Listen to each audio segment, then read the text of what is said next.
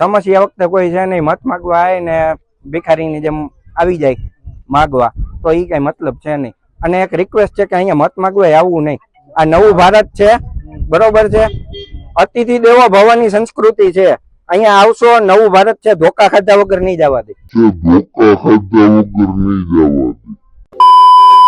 મારા વિસ્તારની સમસ્યા એ છે કે અહીંયા નથી લાઇટ, નથી કઈ સ્ટ્રીટ લાઇટ ની સુવિધા નથી, રોડ રસ્તાની સુવિધા નથી, પાણીની સુવિધા. અમે ટેક્સ પે કરીએ છીએ તો આરએમસી ટેક્સ HSA નો. આપણા મેયર છે એ ઇનોવા લઈને વાંચે જાય છે, બરોબર, તો ઈ કઈ શું કઈ કુંભ મેળા માટે રાખી છે ઇનોવા? અમારી અહીંયા બેઝિક નીડ પૂરી નથી થતી ને એ બધાને જલસા કરવા છે.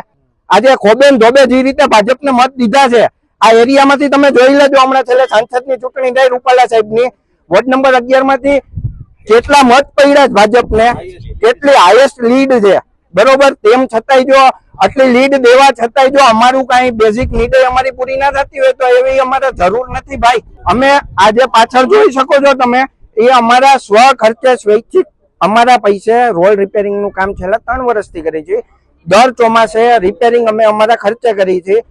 જો અમે આ બધા પ્રતિનિધિને ચૂંટા હોય, કોર્પોરેટરો છે કે જે કઈ બી છે, બરોબર, તો એને એટલીસ્ટ એની એક ઓલી હોવી જોઈએ કે અહીંયા આવીને આપણે વિસ્તારમાં એક આટો મારી, પણ એ કોઈને આટો મારવાનો ટાઈમ છે નહીં.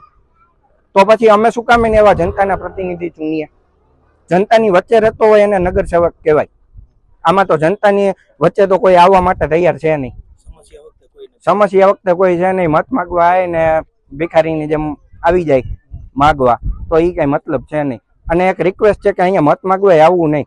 આ નવું ભારત છે, બરોબર છે, અતિથિ દેવો ભવની સંસ્કૃતિ છે. અહીંયા આવશો, નવું ભારત છે, ધોકા ખાધા વગર નહીં જવા દે. એ એક વસ્તુ છે.